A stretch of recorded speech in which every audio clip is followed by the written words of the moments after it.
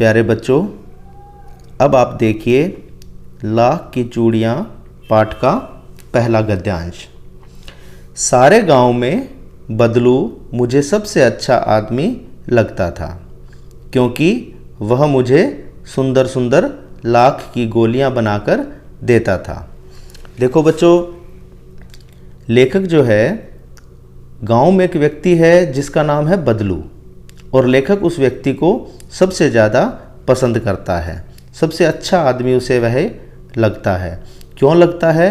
क्योंकि वह उसे लाख की बहुत सुंदर सुंदर रंग बिरंगी गोलियां बनाकर देता था।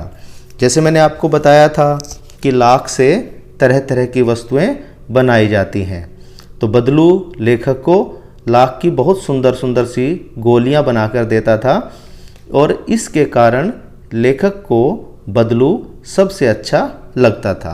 ये बच्चों का स्वभाव होता ही है, जब उन्हें कोई उनके मनपसंद कोई वस्तु देता है तो वह उसे सबसे ज़्यादा पसंद करते हैं।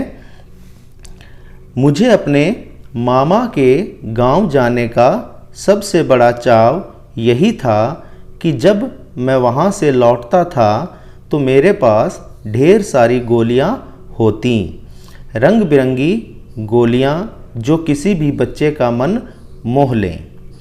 तो देखो बच्चों, इस गद्यांश में कुछ बातें बताई गई हैं। लेखक कहता है कि मुझे अपने मामा के गांव जाने का, यानी जिस गांव में बदलू रहता था वह गांव लेखक का गांव नहीं था। लेखक के मामा उस गांव में रहते थे, यानी कि मामा रहते थे, नाना नानी रहते थे। तो जहां हमारे नाना नानी मामा मामी रहते हैं उसे हम अपना ननिहाल कहते हैं। यानी लेखक का ननिहाल था वह गांव, और लेखक गांव क्यों जाता था? क्योंकि उसे सबसे बड़ा चाव यही था। चाव मैंने शौक। उसे सबसे बड़ा शौक रहता था कि जब वह गांव से वापस अपने घर आता था तो उसके पास ढेर सारी, यानी बहुत सी गोलियां होती थी। वो गोलियां कहाँ से आती थी?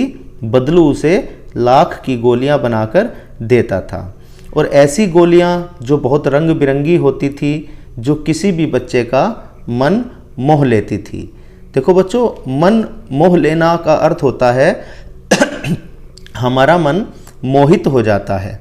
मोहित मतलब किसी चीज़ से हमारा मन बहुत खुश हो जाता है, ऐसी वस्तु जो हमारे मन को लुभा लेती है, तो उसे कहते हैं मन मोहने वाली वस्तु।